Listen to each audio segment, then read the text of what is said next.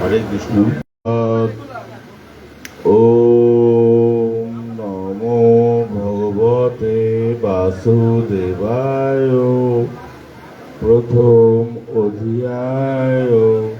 ধৃতরাষ্ট্র ধর্মক্ষেত্রে কুরুক্ষেত্রে সমবেতা উৎসব মামকা পাণ্ডবাশ্চৈব কিম অকুর্বত সঞ্জয়।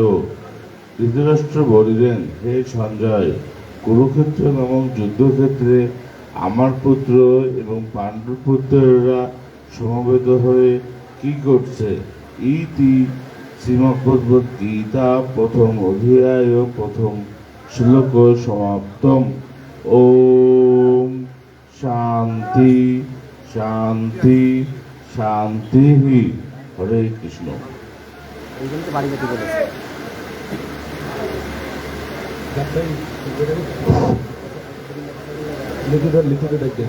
সম্মানিত উপস্থিতি, এই পর্যায়ে আপনাদের সামনে বক্তব্য নিয়ে আসছেন রূপদিয়া বাজার বণিক সমিতির সম্মানিত নির্বাচিত সাধারণ সম্পাদক, রূপদিয়া বাজার বণিক সমিতি নির্বাচিত সাধারণ সম্পাদক জনাব হাসানুর রহমান লিটু আপনাদের সামনে বক্তব্য নিয়ে আসছেন।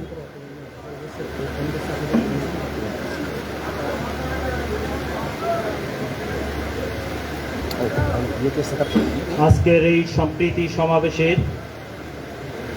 উপস্থিত আছেন, প্রধান অতিথি হিসাবে উপস্থিত আছেন আমাদের দক্ষিণবঙ্গের প্রাণপুরুষ, আমাদের নন্দিত জননেতা জনাব অনিন্দ ইসলাম অমিত ভাই। উপস্থিত আছেন সদর উপজেলা বিএনপির নেতৃবৃন্দ, উপস্থিত আছেন ইউনিয়ন বিএনপি ও অঙ্গ সংগঠনের নেতৃবৃন্দ, উপস্থিত আছেন রূপদিয়া বাজার বণিক সমিতির নির্বাহী কমিটির কর্মকর্তা এবং সম্মানিত ব্যবসায়ী বৃন্দ। আজকের সম্প্রীতি সমাবেশে উপস্থিত আছেন আমাদের সনাতন ধর্মের ভাই ও বোনেরা। সম্মানিত উপস্থিতি, আপনাদেরকে আমাদের রূপদিয়া বাজার বণিক সমিতির পক্ষ থেকে আপনাদেরকে অশেষ কৃতজ্ঞতা ও ধন্যবাদ জানাচ্ছি যে আপনারা আজকে এই ক্রান্তি লগ্নে আপনাদের মূল্যবান সময় এখানে দিয়েছেন। এর জন্য আপনাদেরকে আমার রূপদিয়া বাজার বণিক সমিতির পক্ষ থেকে ধন্যবাদ জানাই। আমি অশেষ কৃতজ্ঞতা জ্ঞাপন করছি আমার প্রিয় নেতা জনাব অনিন্দ ইসলাম অমিত ভাইয়ের প্রতি।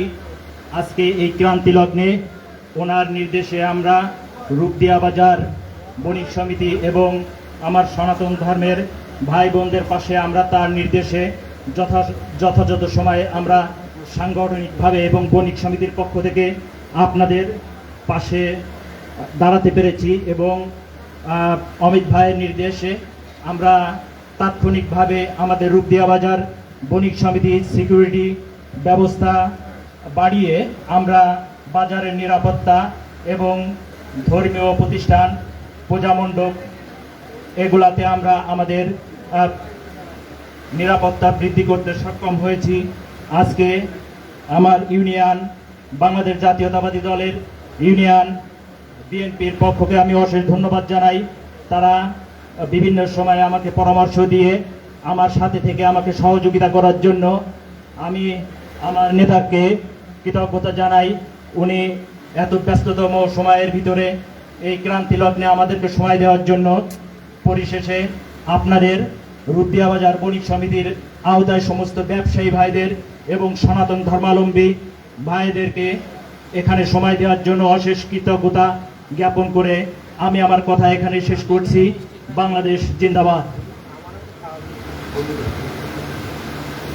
সম্মানিত উপস্থিতি, আজকের এই অনুষ্ঠানে এ পর্যায়ে আপনাদের সামনে বক্তব্য নিয়ে আসছেন আজকের এই অনুষ্ঠান যাদের সাথে আমাদের প্রিয় নেতা মত বিনিময় করবেন, সেই হিন্দু সম্প্রদায় থেকে শ্রী শম্ভুপদ দে, সহ সভাপতি রূপদিয়া সার্বজনীন কালীবাড়ি। শম্ভুপদ দে, সহ সভাপতি রূপদিয়া সার্বজনীন কালীবাড়ি। মাই টিভি ভাই সাইডে চলে যান, লাইভ চলতেছে। নমস্কার। সম্মানিত প্রতি সম্প্রীতির সমাবেশ। আজকে আমরা 14 নম্বর নরেন্দ্রপুর ইউনিয়নের সনাতন ধর্মের সকল হিন্দু সম্প্রদায়ের লোক উপস্থিত হয়েছি। আমাদের প্রাণপ্রিয় নেতা অমিত শাহ আমাদের সামনে উপস্থিত হয়েছে। 1971 সাল দেখিনি, শুনেছি। আমরা 5 তারিখে সরকার পরিবর্তন হওয়ার পর বিভিন্ন মিডিয়ায়, টিভিতে দেখেছি স্বচক্ষে যে 71 সাল আর একটা দম হচ্ছে। 1971 সালে শুনেছি হিন্দুদের উপর অত্যাচারিত হয়েছে, আর আমরা 2024 5 তারিখ দেখেছি যে 71 সাল কারে কয়, লুটোরাজ কারে কয়। 1971 সালে এদেশের হিন্দু সংখ্যা ছিল 13.2, বর্তমান নেমে এসেছে 7-এ। অত্যাচারিত নির্যাতিত যত সব সনাতন ধর্মের প্রতি হচ্ছে। আমরা এর থেকে পরিত্রাণ পেতে চাই। আমরা একটা মন্ত্রে দীক্ষিত ছিলাম যে ধর্ম যার যার রাষ্ট্র সবার। আমাদের 14 নম্বর নরেন্দ্রপুর এমন একটি ইউনিয়ন যে মুসলমানের সাথে আমরা এক আত্মা ঘোষণা করে ওনাদের চান্দায় আমরা বিভিন্ন অনুষ্ঠান পূজা পার্বণ করে থাকি। ওনারা আমাদের পাশে থেকে সার্বিক সহযোগিতা করে থাকেন। একদম নরেন্দ্রপুর ইউনিয়নে যে কিছু হয় না এটা আমরা বলবো না, আমাদের ইউনিয়নে টুকটাক হয়েছে। যখন আমাদের পাশে যুবদলের লোকজন পাশে দিয়ে পড়েছে তখন কিন্তু তারা পিছু উঠতে বাধ্য হয়েছে, না হলে নরেন্দ্রপুর ইউনিয়নের অবস্থা কি হতো বলা খুব মুশকিল ছিল।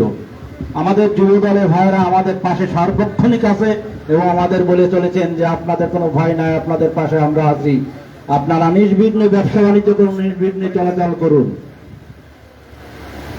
আমরা আপনাদের কাছে বিনীতভাবে অনুরোধ করব, হিন্দু সম্প্রদায়ের কাছে, যে আপনারা আঘাত আসলে ফিরে দাঁড়ান, আপনারা কেউ পিছপা হটবেন না।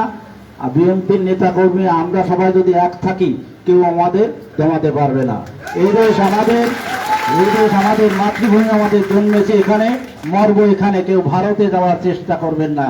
এখানে ফিরে দাঁড়ান, আমাদের পাশে সমস্ত নেতাকর্মী, বিএনপির নেতাকর্মীরা আমাদের পাশে আছে। আপনারা কেন দুর্বল আমি ভাবতে আমার কষ্ট হয়। আমরা আপনাদের নেতৃত্ব দিই, আমাদের দিকে আমাদের তরফ থেকে কোনো সময় দুর্বল ভেবেছেন যে আপনাদের আমরা নেতৃত্বে কোনো দুর্বলতা পাইছেন? তাহলে আপনারা কেন পিছিয়ে থাকেন? আপনারা এগিয়ে আসুন, আমাদের সাথে কাঁধে কাঁধ মিলন। বিএনপি নেতা কর্মী আমাদের পাশে আছে, আপনাদের কোনো ভয় নাই।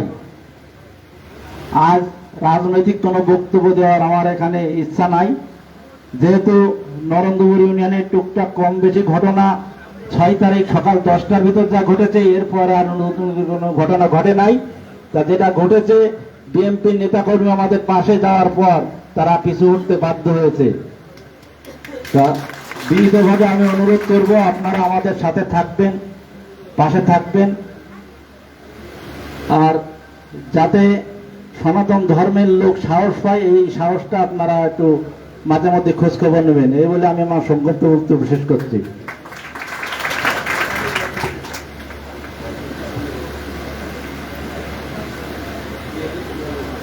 ধন্যবাদ শ্রী শম্ভুপদ দেকে। আজকের এই সম্প্রীতি সভার মধ্যমণি, যশোর উন্নয়নের কারিগর, আমাদের প্রিয় নেতা, প্রয়াত বিএনপির স্থায়ী কমিটির সম্মানিত সদস্য, সাবেক মন্ত্রী, এই যশোর সহ দক্ষিণ জনপদের উন্নয়নের কারিগর, সর্বজন শ্রদ্ধেয় জননেতা তরিকুল ইসলামের যোগ্য উত্তরসূরি, আজকে যার দিক নির্দেশনায় আজকের এই যশোর সহ পদ্মার এবার আজ শান্ত পরিবেশ বিরাজ করছে, আমাদের সেই প্রিয় নেতা, খুলনা বিএনপি খুলনা বিভাগীয় বিএনপির সম্মানিত সাংগঠনিক সম্পাদক, আমাদের সকলের শ্রদ্ধাভাজন জননেতা অনিন্দ্য ইসলাম অমিত, আজকের এই সম্প্রীতি সভার সম্মানিত প্রধান অতিথি। আমরা আরো একবার সকলে করতালি দিয়ে আমাদের সম্মানিত প্রধান অতিথিকে অভিনন্দন জানাই। আমাদের মাঝে উপস্থিত আছেন আজকের এই সভার ভাই ওই সভাপতির নাম বলুন। আমাদের মাঝে আজকের এই সম্প্রীতি সভার উপস্থিত আছেন সম্মানিত সভাপতি শ্রী শঙ্কর কুমার রাহা, সভাপতি রূপদিয়া সার্বজনীন কালীবাড়ি মন্দির, সহকারী অধ্যাপক রূপদিয়া শহীদ স্মৃতি মহাবিদ্যালয়।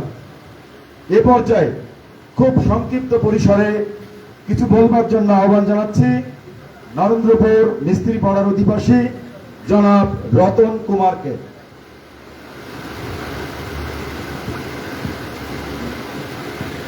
সবাইকে নমস্কার। আমি আমার নরেন্দ্রপুর ইউনিয়ন বিএনপি অনিন্দ ইসলাম অমিত চাচা আমাদের মাঝে উপস্থিত হয়েছেন। আমরা বিভিন্ন ওয়ার্ড থেকে আমাদের নরেন্দ্রপুর ইউনিয়নের বিভিন্ন হিন্দু সম্প্রদায়ের লোক আমরা এখানে উপস্থিত আছি। আবার বিএনপির অনেক নেতাকর্মী এখানে উপস্থিত আছে। আমি আমার বক্তব্যের প্রথমে আমি একটি কথা বলবো যে আমরা এদেশে সংখ্যালঘু খুব আছে বিভিন্ন কায়দায় নির্ধারিত হই অনেক সময়। তা আজকে আমার কথা হচ্ছে যে 5 তারিখে যখন সরকার আপনার হচ্ছে ক্ষমতা থেকে মানে পদত্যাগ করেছে, তারপর থেকেই বিভিন্ন কায়দায় সমালোচনা চলতেছে যে আজকের আমরা অমুকের এ করবো তমুকের এ করবো এইসব আলোচনা চলতেছে। তারপরে আমার বাড়িতে যে আপনার হামলার ইয়ে করেছে। তা আমি বিভিন্ন নেতাকর্মী যেরকম বিএনপির সাথে আমার অনেক সম্পর্ক আছে, যেরকম আলমগীর চাচা, তারপরে হচ্ছে কামরুল চাচা, তারপরে হচ্ছে ফরিদ চাচা, বিভিন্ন বিএনপি নেতাকর্মীকে আমি বলেছি যে চাচা আমার বাড়ি ও আচ্ছা রাসেল ভাই, তার সাথে আমার কথা হয়েছে যে ভাই আমার তো যে পরিস্থিতি আমি তো গৃহবন্দী হয়ে গেছি। কারণ তখন বললে কেন, তা বললাম কি যে এই বিভিন্ন পাশে আমার বলে চাপ আসতেছে যে রতনের বাড়ি ভাঙচুর হবে, তারপরে ওর যে ফার্ম করেছে সে ফার্ম পুরাই দেওয়া হবে। তখন আমি আমার চাচাকে বললাম চাচা আপনারা যে কোনো কাজায় আমার ফার্মটা বাঁচান আর আমার বাড়ি বাঁচান, আমি তো কোনো অপরাধ করিনি। কারণ আমি সবার সাথে মিলেমিশে চলাফেরা করি, আমি হিন্দু সংগঠন করি। আমার যুদ্ধ সবসময় আওয়ামী লীগের সাথে হয়েছে, আমার কোনো বিএনপি জামাতের সাথে বা কোনো লোকের সাথে সম্পর্ক খারাপ নাই। তাই আজকে আমার কেন আমার প্রতি এত অত্যাচারের পরিকল্পনা চলতেছে। এই কথা বলার পরে আমার যখন সকাল 10টা হয় বাজে, তখন 10টার দিকে আমাকে ফোনে বলা আছে তুমি বাড়ির থেকে সরে যাও, না হলে কিন্তু তুমি আছে এই মুহূর্তে তুমি বিপদে পড়বা। তখন আমি ভয়ে পলায়ে আমি চলে গেছি একটা বাইরের দিকে।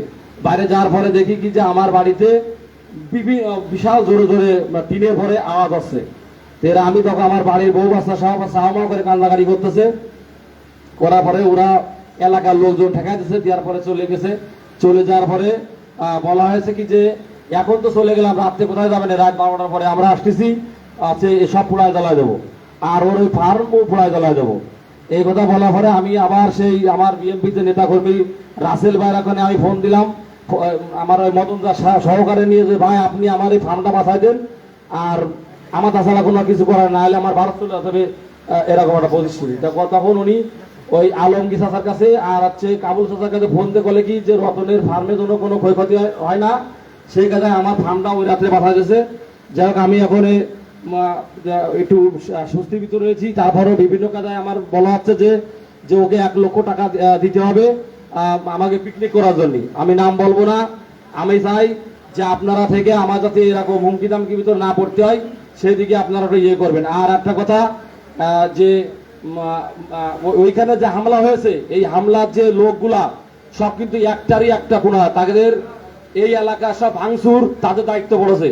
সেটা হচ্ছে রহিমের দোকানের কর্নারের বিভিন্ন ছেলেপিলে, তারা হচ্ছে বয়স বেশি না, তাদের দায়িত্ব পড়েছে নরেন্দ্রপুর ইউনিয়নে যত ভাঙচুরের দায়িত্ব। এটা আপনি আমার অমিত চাচাকে আমি বলতে চাই, আপনি এটা দেখবেন কারা কোয়ালে কে করলো, কার নির্দেশে করলো এটা আপনি একটু দেখবেন। আর আছে আমার আর কিছু বলার নেই, আমার বক্তব্য এখানে শেষ করব। ধন্যবাদ রতন কুমারকে তার বক্তব্য দানের জন্য। এ পর্যায়ে সংক্ষিপ্ত পরিসরে বক্তব্য দানের জন্য আহ্বান জানাচ্ছি 7 নম্বর ওয়ার্ডের সম্মানিত মেম্বার, নরেন্দ্রপুর ইউনিয়নের প্যানেল চেয়ারম্যান জনাব সুধান্য কুমার দাস কিছু বলবার জন্য আহ্বান জানাচ্ছি। কাকা এখানে আসুন।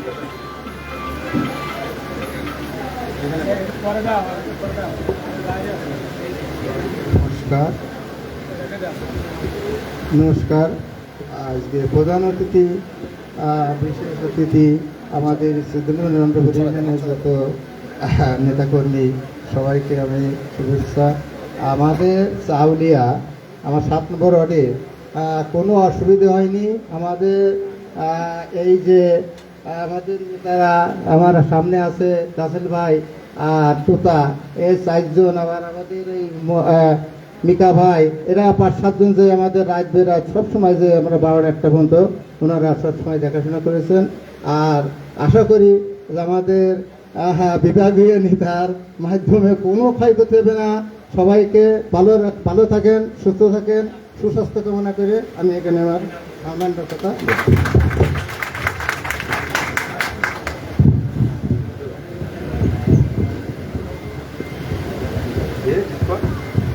ধন্যবাদ বাবু সুধান্য কুমারকে। এ পর্যায়ে বক্তব্য নিয়ে আসবার জন্য আহ্বান জানাচ্ছি বাবু সন্তোষ কুমার দে, সভাপতি, দুঃখিত, উপদেষ্টা, রূপদিয়া বাজার সার্বজনীন কালীবাড়ি।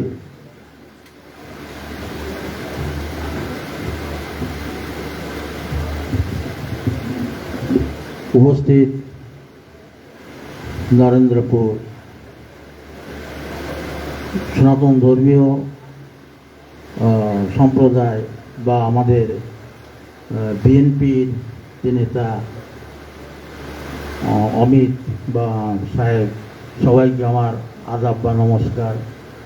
তো কথা হলো কি, আমাদের নরেন্দ্রপুর ইউনিয়নে, আমাদের গ্রামে একটা বাড়ি ভাঙচুর হয়েছে বা 2 ছেলেকে মারা হয়েছে। 2 ছেলেকে মারার পরে আমার ভাইপো রাসেল অনেক সহানুভূতি করেছে আমাদের। কিন্তু আমরা চাই যে আমাদের ধর্মীয় প্রতিষ্ঠান বা আমাদের উপরে আর কোনো জুলুম বা কোনো নির্যাতন যেন না হয়। আজ যেমন আপনারা আমাদের সাহস দিচ্ছেন বা আমাদের পাশে যেমন আছেন, আমরা চাই আমাদের পাশে আপনারা এমনিভাবে থাকেন। আমরা যেন বুক ফুলিয়ে আমাদের ধর্মীয় অনুষ্ঠান বা আমরা যেন সমৃদ্ধি সবাই সুস্থভাবে বসবাস করতে পারি, এই আশা নিয়েই আমার বক্তব্য আমি সংক্ষিপ্তভাবে শেষ করছি।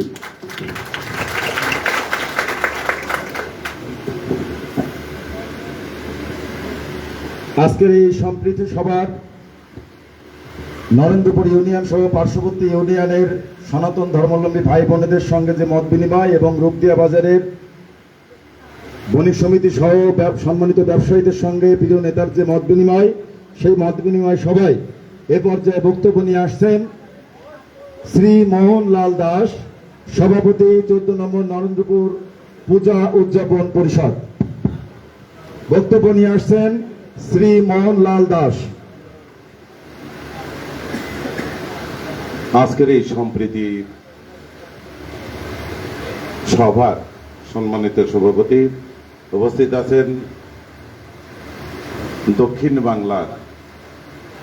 বাংলার পরে বলবো আমাদের সদর থানা সহ দক্ষিণ বাংলার বিএনপির প্রাণ এবং খুলনা বিভাগীয় সহ সাংগঠনিক সম্পাদক অনিন্দ ইসলাম অমিত। উপস্থিত আছেন বিএনপির বিভিন্ন স্তরের অঙ্গ সংগঠন সহ স্থানীয় নেতৃবৃন্দ। উপস্থিত আছেন আমাদের 14 নম্বর নন্দপুর ইউনিয়ন বিএনপির সাধারণ সম্পাদক মাসুদ পারভেজ রসল সহ সকল নেতৃবৃন্দ। উপস্থিত আছেন বাংলাদেশ পূজা উদযাপন পরিষদের বিভিন্ন স্তরের নেতৃবৃন্দ, উপস্থিত আছেন 14 নম্বর নন্দপুর ইউনিয়নের যে 12টি সার্বজনীন মন্দির আছেন তার সভাপতি, সেক্রেটারি সহ সকল স্তরের লোকজন, জনগণ, সবাইকে আমার আদাব, সালাম, নমস্কার। আজকে কেন অমিত ভাই অত্যন্ত শৃঙ্খল একটি লোক, আপনারা ইতিমধ্যেই এই 2-4-5 মিনিটের মধ্যেই হয়তো অনুমান করতে পেরেছেন তিনি কত শৃঙ্খল,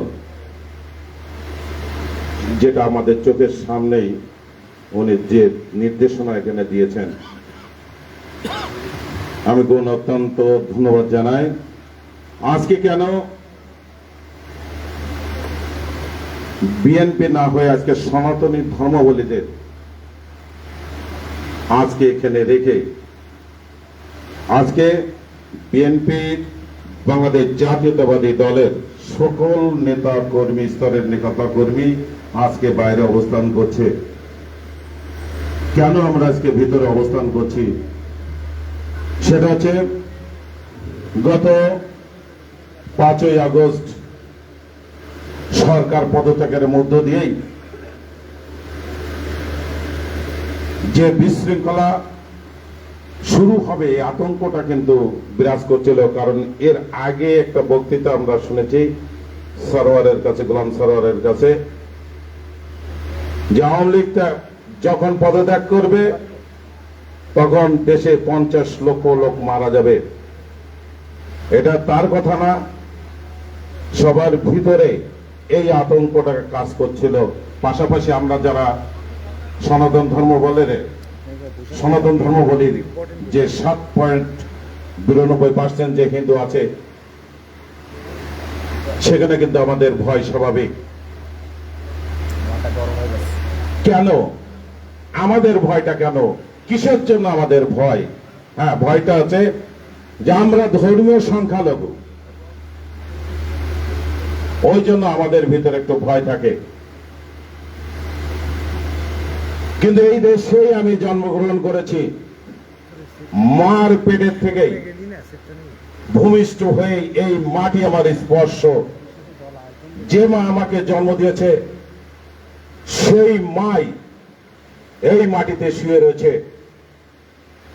যে বাবা আমাকে জন্ম দিয়েছে সেই বাবাই এই মাটিতে শুয়ে রয়েছে। আমরা বাংলাদেশের সংস্কৃতি, বাংলার আকাশ বাতাস, কালচার সবকিছু ধারণ এবং বহন করি। আজকে কিন্তু আমরা সনাতন ধর্মাবলীরা আমাদের দুর্বল ভাবি, এইটা হচ্ছে কিন্তু আমাদের মূল কারণ। কারণ এই কালচারের এইখানে জন্মগ্রহণ করেছি আমি, এই বাংলার স্বাধীনতা লাভ করেছে। আমাদের প্রতিটা স্তরে স্তরে কিন্তু আমাদের নিবিড় সম্বন্ধ। আমি এই জন্যই বক্তৃতা দিচ্ছি যে বিগত 5ই আগস্ট সরকার পতনের সাথে সাথে গত সোমবার মঙ্গলবার থেকে আমার কাছ থেকে খবর আসা শুরু করেছে, ইউনিয়নের কিছু কিছু জায়গায়, কিছু কিছু পাড়ায় যে আমার বাড়ি ভাঙচুর হচ্ছে, আমার কাছে চাঁদা চাওয়া হচ্ছে। আজকে প্রায় 50 থেকে 60 জন এই নন্দপুরি ইউনিয়নের সনাতন ধর্মাবলীরা বিভিন্ন জায়গায় তারা চলে গিয়েছে। আমি সোমবার গেছে, মঙ্গলবার যেহেতু পরিবেশ অত্যন্ত উত্তপ্ত ছাত্র আন্দোলনের পরিপ্রেক্ষিতে, বুধবারে এই ইউনিয়নের সফল সাধারণ সম্পাদক বিএনপির মাসুদ পারভেজ রাসেল আমাকে কল দিয়েছে, কাকা এদিকে আসেন, আপনাদের সনাতন ধর্মাবলী, আপনারা হিন্দুরা মনে হয় অত্যন্ত আতঙ্কগ্রস্ত হয়েছে। আমি কিন্তু কয়েকটা ঘটনার বর্ণনা তাকে দিয়েছি। মাসুদ পারভেজ রাসেল তাৎক্ষণিকভাবে বলেছে যে কাকা আমরা আপনাদের পাশে আছি, প্রতিটা হিন্দুর পাশে আছি। আপনি টোটাল হিন্দু সম্প্রদায়কে, নন্দপুর ইউনিয়নের হিন্দু সম্প্রদায়কে কল দেন, আমরা আপনাদের সঙ্গে বসবো। আমি মাসুদ পারভেজ রাসেলের কথা শুনে তাৎক্ষণিক রূপে সার্বজনীন মন্দিরে কমিটির সঙ্গে আমি আলোচনা করেছি। আমি প্রতিটা পাড়ায় পাড়ায় যে বলেছি, এবং মাসুদ পারভেজ রাসেল বলছিল যে কাউকে আপনি দিন ফেলান।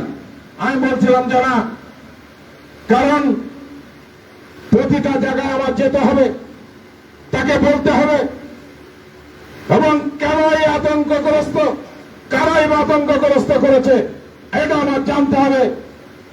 আমি শনিবার তোমাকে টাইম দিলাম, শনিবার 4টায়, এইটাই বলেছি। আমি যখন গত পরশুদিন ইন্টার গ্রাম ঘুরেছি, ইন্টার ইউনিয়ন, এবং তারপরে গতকালকেই বলেছে যে কাকা আমি কিন্তু অমিত রায়কে, আমি বলেছি হ্যাঁ অমিত রায়কে ইনভাইট করেছি, আমি বলেছি এইটাই সঠিক, তুমি যেটা করেছ এটা একটা নরেন্দ্রপুরী সনাতন ধর্মাবলম্বীদের জন্য মনের কথা বলেছ। জনিন্দ ইসলাম অমিত যদি ওই হাউজে উপস্থিত থাকে, আমার নরেন্দ্রপুরী সনাতন ধর্মাবলম্বীরা অত্যন্ত স্বচ্ছন্দ বোধ করবে, এবং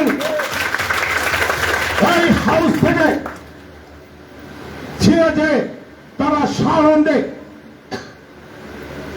মনে আনন্দে তাদের ব্যবসা বাণিজ্য কাজকাম শুরু করবে। আজকে হচ্ছে সেই দিন। অমিত রায় নির্দিষ্ট সময় এসেছেন, এখানে আমাদের 3-4 জনের বক্তব্য শুনেছেন। আমার প্রশ্ন যে আমাদের সম্প্রদায়ের যে কোনো অনুষ্ঠান সারা আনন্দপুর ইউনিয়নে আমরা বুকের উপর হাত দিয়ে বলতে পারি যে 30 থেকে 40% টাকা এবং ধর্মীয় অনুষ্ঠান পরিচালনা করার জন্য যে মুসলমানরা আমার টাকা দেয়, যে মুসলমানরা আমার মন্দির পাহারা দেয়, সেই মুসলমানরা আমার মন্দির ভাঙতে পারে না,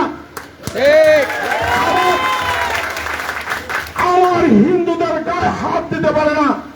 কিন্তু আমি লক্ষ্য করেছি এই নরেন্দ্রপুরে কিছু কিছু লোক, তারা এত সংখ্যায় 100 থেকে 100%-এর মধ্যে 1 থেকে 2% লোক যারা সাম্প্রদায়িক সম্প্রীতি বিনষ্ট করে, এরকম লোক আছে। আজকে খাট্টার মরিশন থেকে আমি বারবার করে 4 দিন সে কিন্তু বাড়ি ছাড়া, তার কাছে বলেছে জমি জমা সংক্রান্ত তার চলমান রয়েছে, কেস চলমান রয়েছে, তাকে বলা হচ্ছে যে 2 লক্ষ টাকা দাও এবং এই বাড়ি ছেড়ে দাও। আজকে মিস্ত্রি পাড়ার একটা ছেলেকে বলা হয়েছে যে তুমি রাজ্য থাকা কোথায়, এই আতঙ্ক বিরাজ মানে ছড়াই যাচ্ছে। মাত্র থেকে 4 থেকে 5 জন, একজনই কিন্তু টোটাল দায় তার বহন করতে পারে না। আমি কিন্তু রাসূলের সঙ্গে শেয়ার করেছি, বলেছি না আমাদের নিয়ে গিয়ে তোমাকে বসতে হবে, এর থেকে পরিত্রাণ করতে হবে। যারা ধর্মীয় সম্প্রীতি বিনষ্ট করতে চায় তাদেরকেও তোমাদের আইডেন্টিফাই করতে হবে। কেন এই সাম্প্রদায়িকতা? আজকে দান করে বলতে হয় না, সেটা স্বয়ং ঈশ্বর অসন্তুষ্ট হয়। আমি আমার শরীর থেকে 30 ব্যাগ রক্ত আমি দান করেছি, মাত্র 4 জন হিন্দুকে আমি দিয়েছি 4 ব্যাগ, বাকি 26 ব্যাগ কিন্তু আমার যেখানে বেড়ে উঠেছি যে সম্প্রদায়ের সাথে আমি তাদেরকে দান করেছি। এটা হচ্ছে মানুষ হিসেবে আমার দায়িত্ব কর্তব্য। কে হিন্দু কে মুসলমান এটা আমার কাছে বাজ বিচার নয়। আমি এটা কোনো সময় বাজ বিচার করি না। কে কোন দল করলো এটাও আমি বাজ করি না, বাছাই করি না। আমার বক্তব্য হচ্ছে যে আমাদের 14 নম্বর নরেন্দ্রপুর ইউনিয়নের সমস্ত সনাতন ধর্মাবলী অন্তত যাতে সুস্থ এবং সুন্দরভাবে তাদের ব্যবসা বাণিজ্য করতে পারে, তাদের কাজ পরিচালনা করতে পারবে। আগামী দিনের অভিভাবক বসে আছে, তিনি আমাদের অভয় দিয়ে যাবেন এবং এই ইউনিয়নের যারা জাতীয়তাবাদী দল করে তারা আমাদেরকে অভয় দেবেন। আজ থেকে এই রুম থেকে আপনারা আনন্দ করে বেরোয় যান। কালকে যদি এরকম ঘটনা ঘটে তাহলে আমরা সম্মিলিত ভাবে তার উপর ঝাঁপিয়ে পড়ব। আপনারা একটা জিনিস মনে করবেন, সেটা হচ্ছে যে এই দুষ্কৃতকারীরা কিন্তু 2 থেকে 3 জন, বাকি 98% আমরা হিন্দু মুসলমান উপর এক হয়ে তার উপরে ঝাঁপিয়ে পড়ব। আপনারা কোনো সময় কিন্তু আপনারা ভয় করবেন না। যাই হোক, পবিত্র আজান হবে। আমি কিন্তু বেশি সময় কথা বলবো না, যেহেতু এখানে উপস্থিত আছে আমাদের জাতীয়তাবাদী ছাত্র দলের বা জাতীয়বাদী দলের বিভিন্ন স্তরের নেতৃবৃন্দ, তিনাদের মতামত ব্যক্ত করবেন এবং আজ থেকে সনাতন ধর্মাবলীরা আপনারা কোনো সময় ভয় এবং ভীতি উপেক্ষা করবেন এবং কোনো সময় ভয় ভীতি আনবেন না।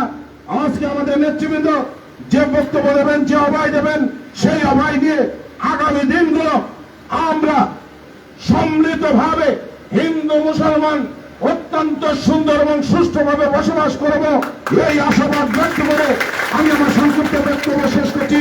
সবাইকে নমস্কার, ধন্যবাদ জনাব মোহন কুমার লালকে তার মূল্যবান বক্তব্য দানের জন্য। মাগরিবের আজান খুব সমাগত। এ পর্যায়ে যারা বক্তব্য রাখবেন, সম্মানিত নেতৃবৃন্দ সংক্ষিপ্ত পরিসরে বক্তব্য রাখবেন। এ পর্যায়ে বক্তব্য রাখার জন্য আহ্বান জানাচ্ছি নরেন্দ্রপুর ইউনিয়ন বিএনপির সংগ্রামী সাধারণ সম্পাদক সেনসপদ মাসুদ পারভেজ রাসেলকে। বিসমিল্লাহির রহমানির রহিম। আজকের এই অনুষ্ঠানের মধ্যমণি আমার নেতা জননেতা তরিকুল ইসলামের উত্তরসূরি আমার ভাই অনিন্দ ইসলাম অমিত, খুলনা বিভাগীয় সাংগঠনিক সম্পাদক।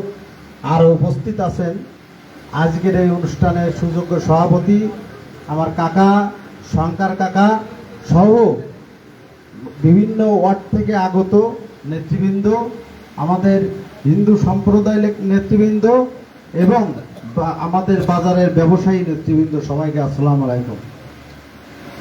2-1 জায়গা সমস্যা হওয়ার পরে আমার কাকা মোহন কাকা আমাকে বলার পরে আমি খুব সংক্ষেপে সারছি। বলার পরে আমি তৎক্ষণিক অমিত ভাইকে 2-1টা কথা বলার পরে বলছে, তৎক্ষণিক নির্দেশ দিয়েছে যে আপনি সমস্ত জায়গা কথা বলেন, কোনো জায়গা কোনো ঝামেলা হলে আপনার কাছ থেকে বুঝে নেব। যেহেতু এই নরেন্দ্রপুর ইউনিয়নে আমাদের ইউনিয়ন বিএনপি সহ অঙ্গ সংগঠন যারা আছে আমরা মিটিং করেছি, সবাইকে বলছি যেহেতু একটা সরকার পরিবর্তন হয়েছে, এখন যদি কোনো কাজ কোনো জায়গায় করা যাবে না, আমাদের ক্ষতি করেছে, যাই করেছে, আমরা এর কোনো প্রতিবাদ করব না। এর দায়ভার সম্পূর্ণ আমরা আমাদের পরে নিয়ে আমরা আল্লাহর কাছে বিচার দিয়ে দেবো, আমরা কোনো প্রতিবাদ করব না। আরেকটা কথা ছিল, আমাদের যে মোহন কাকা আমার যে কথা বলছে, মোহন কাকা বলার পরে আমি বলছি কাকা আপনি আশ্বস্ত হন, ইনশাল্লাহ কোনো জায়গা হবে না। আমরা যদি বেঁচে থাকি, এই নরেন্দ্রপুর ইউনিয়ন বিএনপি যদি বেঁচে থাকে, কোনো জায়গা কোনো সমস্যা দিয়ে আমরা দেবো না। আমাদের বুকে তাজা রক্ত দিয়ে হলো আমরা ঠিক রাখবো। এই বলে আমি আমার সংক্ষিপ্ত বক্তব্য শেষ করছি। খোদা হাফেজ। ধন্যবাদ। এ পর্যায়ে খুব সংক্ষিপ্ত পরিসরে বক্তব্য নিয়ে আসছেন সদর উপজেলা বিএনপির সাবেক সহসভাপতি, কচুয়া ইউনিয়ন বিএনপি সাবেক সভাপতি আমার শ্রদ্ধেয় প্রফেসর আফতার হোসেন খান। খুব সংক্ষিপ্ত পরিসরে তার বক্তব্য নিয়ে আসছেন। বাংলাদেশ জাতীয়তাবাদী দল কর্তৃক আয়োজিত সাম্প্রদায়িক সম্প্রীতি এবং স্থিতিশীলতা নিদর্শন হিসেবে আয়োজিত সভার ছোট ভাই সভাপতি প্রফেসর শঙ্কর উপস্থিত আছেন। বাংলাদেশ জাতীয়তাবাদী দল কেন্দ্রীয় নির্বাহী কমিটির খুলনা বিভাগীয় সাংগঠনিক সম্পাদক, দক্ষিণ বাংলার অহংকার, আমাদের গর্ব, জননেতা জনাব অনিন্দ ইসলাম অমিত, সদর উপজেলা বিএনপির সাংগঠনিক সম্পাদক ছোট ভাই আন্দোলন খবর, সাংগঠনিক সম্পাদক আব্দুর রাজ্জাক, উপস্থিত আছেন মঞ্চের নেতৃবৃন্দ, আমার সামনে ভূমিষ্ঠ সনাতন ধর্মাবলম্বী এবং রূপদেবাদারের বণিক সঙ্গী নেতৃবৃন্দ, আশপাশে ছড়িয়ে থাকা আমার দলীয় নেতৃবৃন্দ, সম্মানিত উপস্থিত, আসসালামু আলাইকুম। বিএনপি সাম্প্রদায়িক সম্প্রীতির দল, বাংলাদেশি জাতীয়তাবাদ হচ্ছে জিয়া রহমানের দর্শন।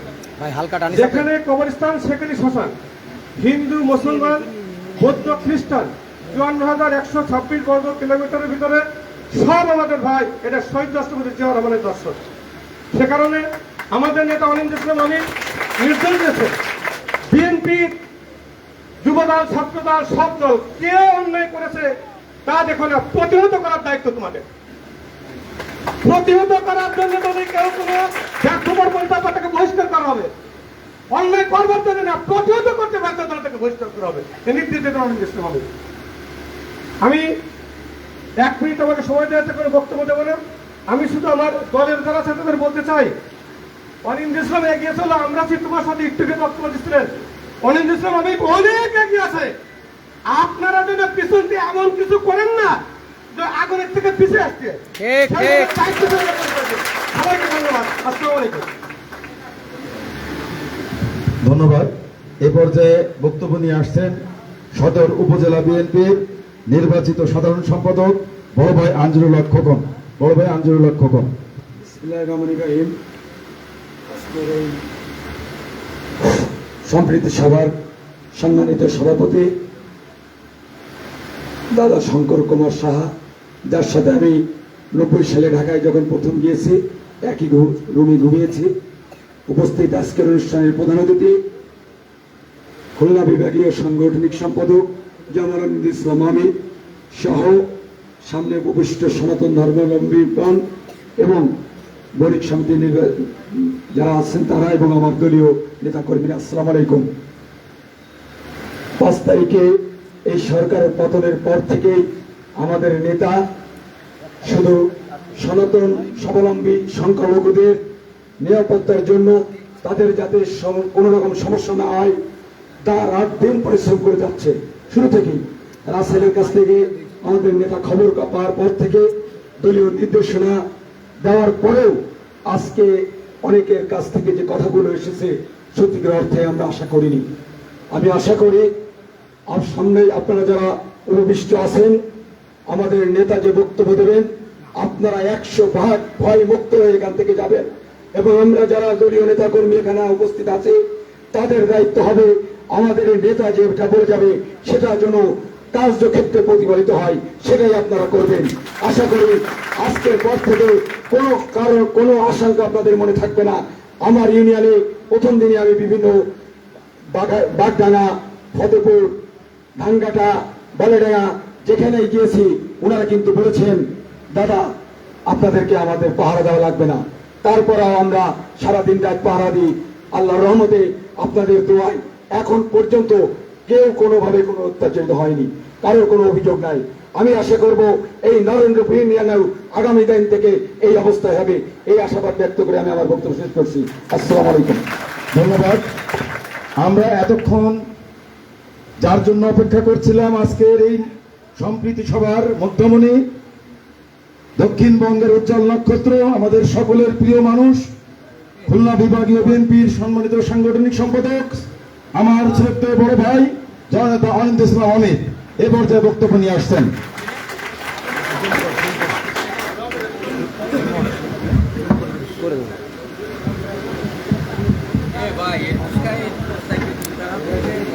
মিলন ভাই, মিলন ভাই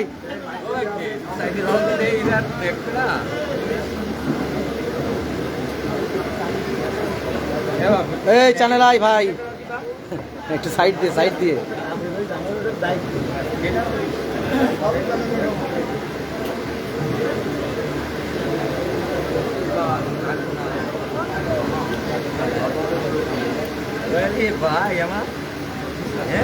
বিসমিল্লাহির রহমানির রহিম। আজকে নরেন্দ্রপুর ইউনিয়ন বিএনপি কর্তৃক আহত আজকের এই সম্প্রীতি সমাবেশে উপস্থিত আমার পাশে উপবিষ্ট শ্রদ্ধাভাজন সভাপতি রূপদিয়া সার্বজনীন কালী মন্দিরের সম্মানিত সভাপতি আমার শ্রদ্ধেয় দাদা শ্রী শঙ্কর কুমার রাহা, আমার পাশে উপবিষ্ট সনাতন ধর্মাবলম্বী ভাই বোনেদের এখানে যে 12টি উপাসনা স্থল রয়েছে তাদের নেতৃবৃন্দ, এখানে বণিক সমিতির নেতৃবৃন্দ উপস্থিত আছেন রূপদিয়া বাজারের, আমার দলের নরেন্দ্রপুর এবং কচুয়া ইউনিয়ন বিএনপির শ্রদ্ধা নেতৃবৃন্দ উপস্থিত আছেন, সদর উপজেলা বিএনপি নেতৃবৃন্দ উপস্থিত আছেন আমার ভাইরা, উপস্থিত আছেন আমার দাদা দিদি এবং বৌদিবৃন্দ। আসসালামু আলাইকুম রহমতুল্লাহ। আপনারা আপনাদের বক্তব্য উপস্থাপন করেছেন, আমি আপনাদের বক্তব্য শুনেছি।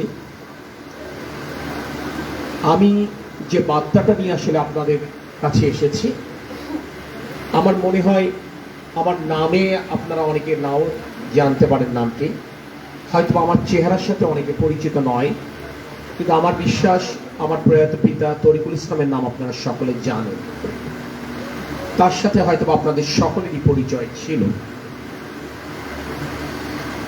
আমার রাজনৈতিক পরিচয় পরে আমি তরিকুল ইসলামের সন্তান হিসেবে আমি এটুকু বলতে পারি, যারা তরিকুল ইসলামকে চিনতেন, যারা তরিকুল ইসলামকে জানতেন, তারা নিশ্চয়ই এক বাক্যে স্বীকার করবেন যে তরিকুল ইসলাম ছিলেন আপাত মস্তক একজন অসাম্প্রদায়িক ব্যক্তি।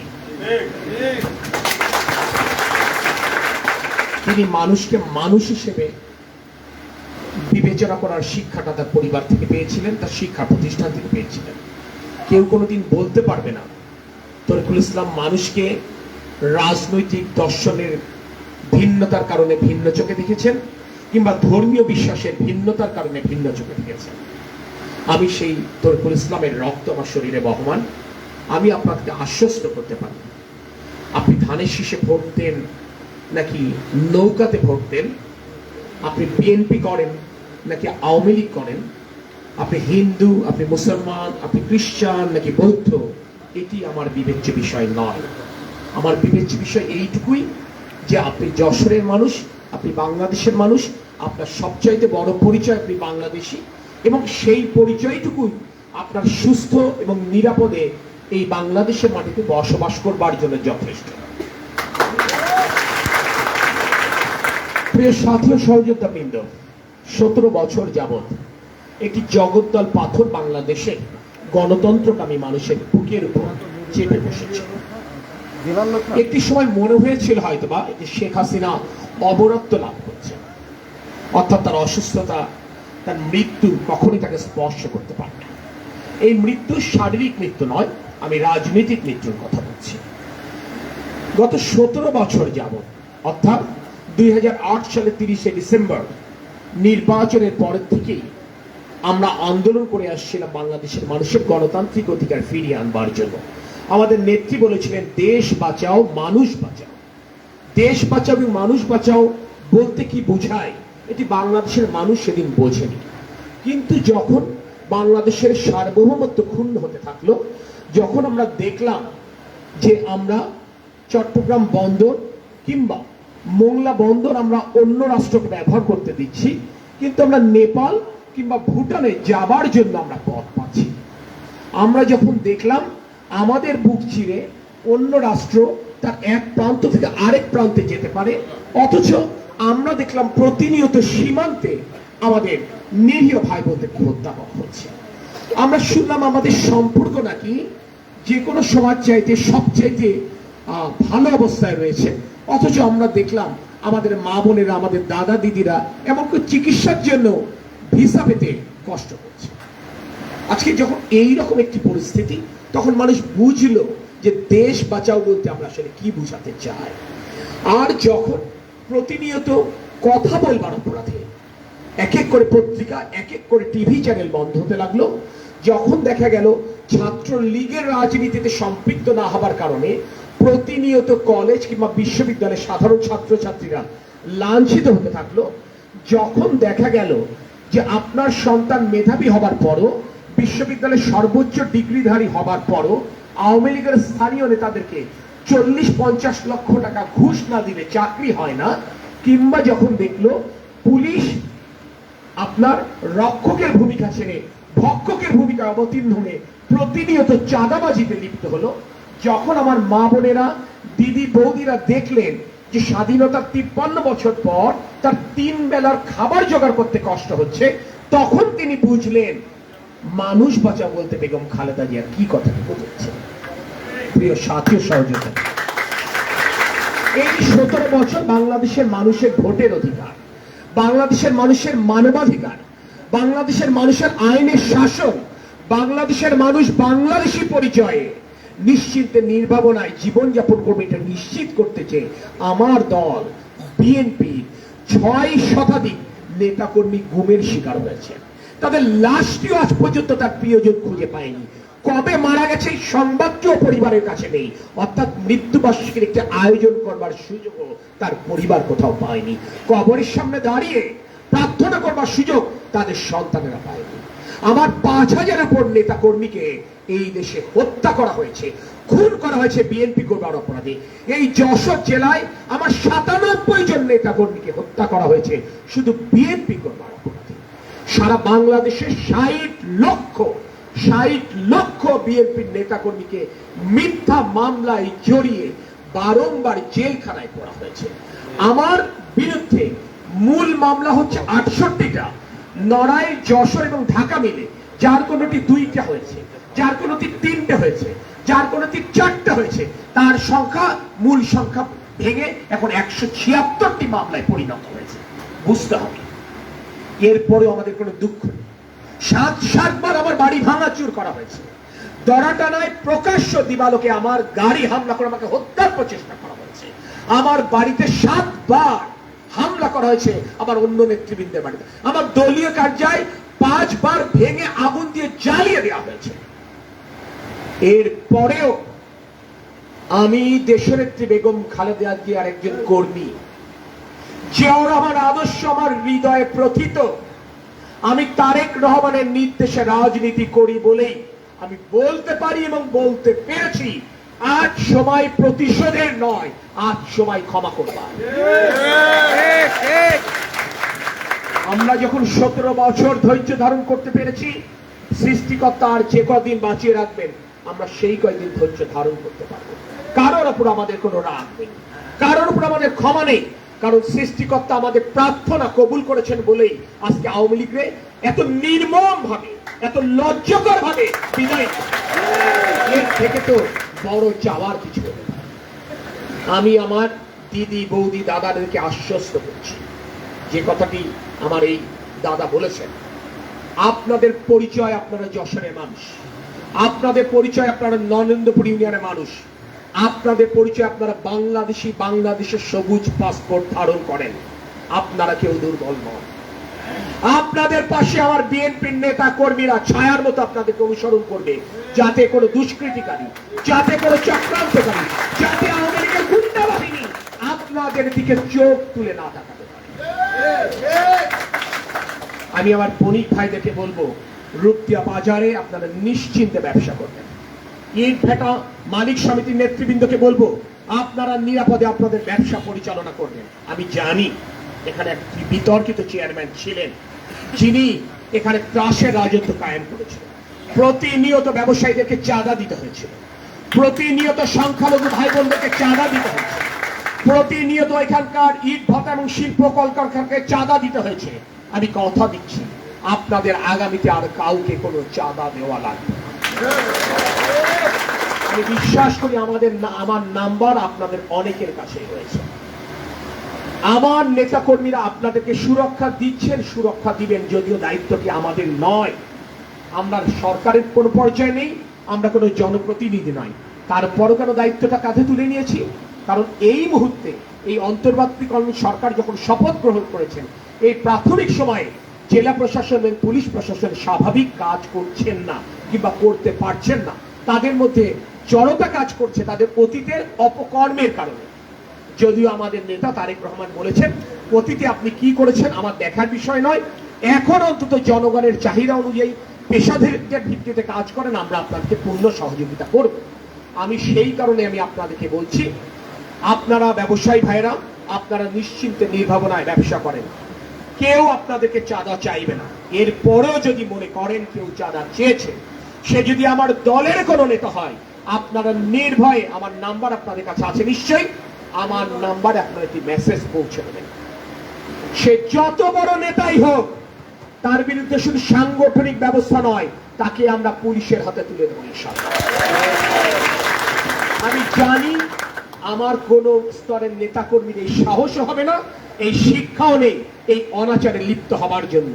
কিন্তু যে কথাটি আবদার খান সাহেব বলেছেন, আমার নেতাদের দায়িত্ব হচ্ছে আজ ব্যবসায়ীদের সুরক্ষা দেওয়া, আজ আমার সনাতন ধর্মাবলম্বী মা বোনদেরকে সুরক্ষা দেওয়া।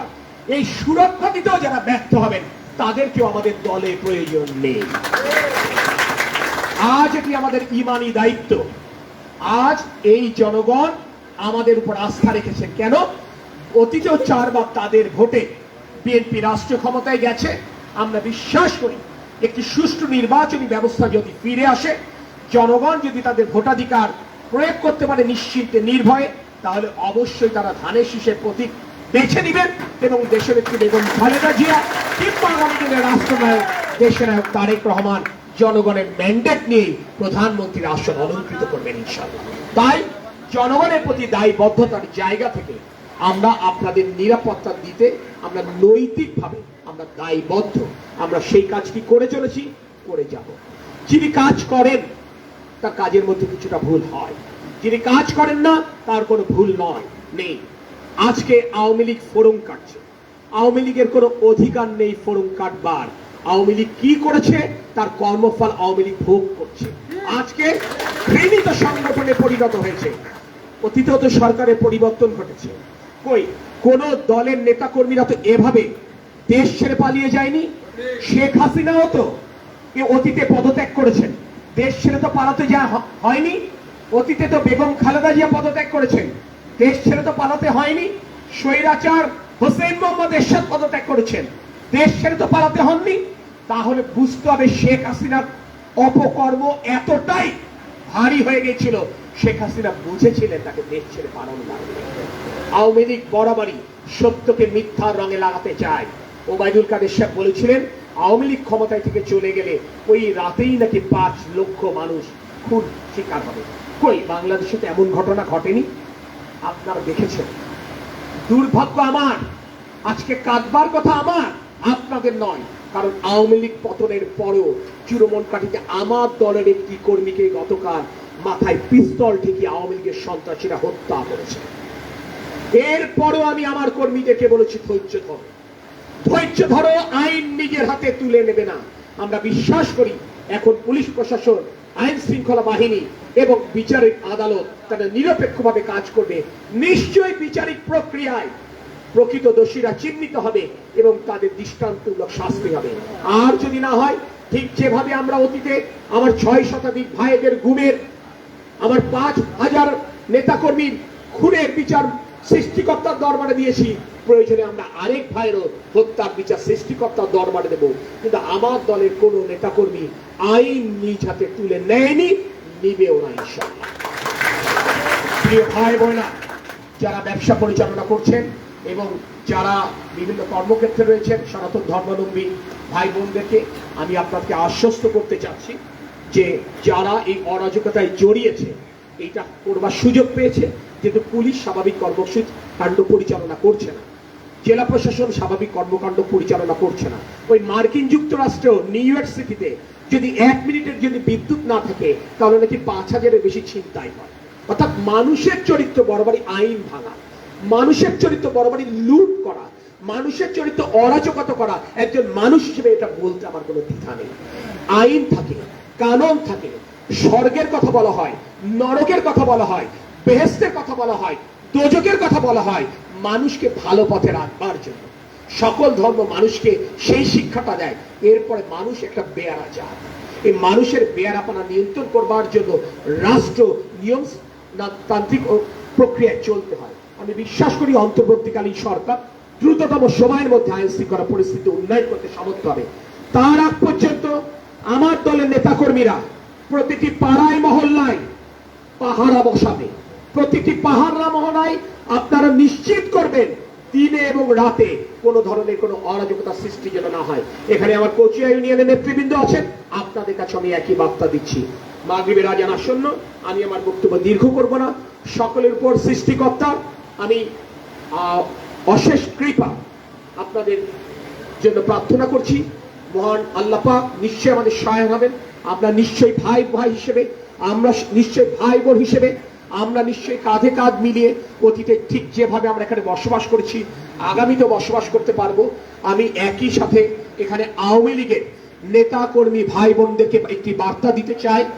এই নরেন্দ্রপুর ইউনিয়ন এবং কচুয়া ইউনিয়নবাসীদেরকে, আপনাদের ভিন্ন রাজনৈতিক মতাদর্শ থাকা কোনো অপরাধ নয়। আপনারা যদি কোনো মানুষের কোনো অনিষ্ট সাধন করে না থাকেন, আপনারা যদি কোনো মানুষের ক্ষতির কারণ না হয়ে থাকেন, আপনারা যদি কোনো মানুষের খুন গুমের সাথে জড়িত না হতে পারেন, আমি আপনাদেরকে বলবো আপনারা নির্ভয় আপনাদের বাসা বাড়িতে থাকবেন, আপনারা নির্ভয় আপনাদের স্বাভাবিক কার্যক্রম পরিচালনা করবেন। আর যদি এই সমস্ত সামাজিক অনাচারে জড়িত থাকেন, ফৌজদারি অপরাধে জড়িত থাকেন, তাহলেও আমি আপনাদেরকে বলতে পারি আপনি নিশ্চিত থাকেন আমার দলের কোনো নেতাকর্মী দ্বারা আপনি আক্রান্ত হবেন না। কিন্তু জনগণের ক্ষোভ থাকতে পারে, জনগণের রাগ থাকতে পারে, সেটি প্রশমিত হওয়ার জন্য কিছুদিন সময় দিবেন। এর মধ্যে আইন শৃঙ্খলা বাহিনীও স্বাভাবিক কাজ শুরু করবে। আমি মনে করি তখন আপনারাও আপনাদের নিরাপত্তা ফেরত পাবেন। আমি আপনাদেরকে শুধু জানার জন্য বলছি, আমি আপনাদেরকে জানার জন্য বলছি 5 তারিখ শেখ হাসিনার পতনের পর এই যশোরের 4 জন সাবেক সংসদ সদস্যের নিরাপত্তা দিয়ে আমি যশোর থেকে নিরাপদে প্রস্থানের সুযোগ করে দিয়েছি। অথচ যারা দামি ভোটে নির্বাচিত, যারা ভোট ডাকাতি করে অতীতে নির্বাচিত হয়েছেন, কারণ আমি মনে করি তারা আমার প্রতি, আমার দলের প্রতি কি করেছেন তার বিচার জনগণ করেছে আর সৃষ্টিকর্তা করবেন। তার বিচার করবার আমার দায়িত্ব না। যখন সুযোগ এসেছে, আমার বাবা বরাবরই শিখিয়েছেন যে মানুষের উপকার করবার জন্য তার ধর্মীয় বিশ্বাস আর রাজনৈতিক বিশ্বাস জানাটা কোনো প্রয়োজন না। আমার নেতা তারেক রহমান প্রতিদিন জানতে চান যশোরের পরিস্থিতি কি, খুলনা বিভাগের পরিস্থিতি কি। উনি আমাকে একই বার্তা দিয়েছেন যে বার্তাটা ছোটবেলায় আমার বাবা দিয়েছেন, যে মানুষকে আমরা মানুষ হিসেবে বিবেচনা করব, আমরাকে সুষ্ঠু ভোটের অধিকার ফেরত চাই। সেই নির্বাচনে যার যাকে মনে চায় ধানের শীষে দিবে, নৌকায় দিবে, নাকি অন্য কোনো প্রতীকে দেবে, সেটা তার বিবেচ্য। আমার কোনো দাবি নেই। আমি শুধু জনগণের ভোটাধিকারটা ফেরত পাওয়ার জন্য লড়াই করেছি। আমার এটুকুই চাওয়া। সেহেতু আপনারা সকলে ভালো থাকবেন। অতীতে টুকটাক যদি বিচ্ছিন্ন কিছু ঘটনা ঘটেও থাকে, আমি বিশ্বাস করি এখন থেকে সেটুকুও ঘটবে না ইনশাআল্লাহ। আল্লাহ হাফেজ। বাংলাদেশ জাতীয়তাবাদী দল জিন্দাবাদ। শহীদ রাষ্ট্রপতি জিয়াউর রহমান বীরত্ব মামল হোক। দেশনেত্রী বেগম খালেদা জিয়া জিন্দাবাদ। আগামী দিনের রাষ্ট্রনায়ক দেশনায়ক তারেক রহমান জিন্দাবাদ। আপনারা বসবেন। আজকে সবার সভাপতি শঙ্কর দা তার সমাপনী বক্তব্য রাখবেন। ধন্যবাদ সবাইকে। আমি নতুন করে আর পরিচয় করাই দিতে চাচ্ছি না কাউকে। আপনারা ইতিমধ্যে সবার পরিচয় পেয়েছেন।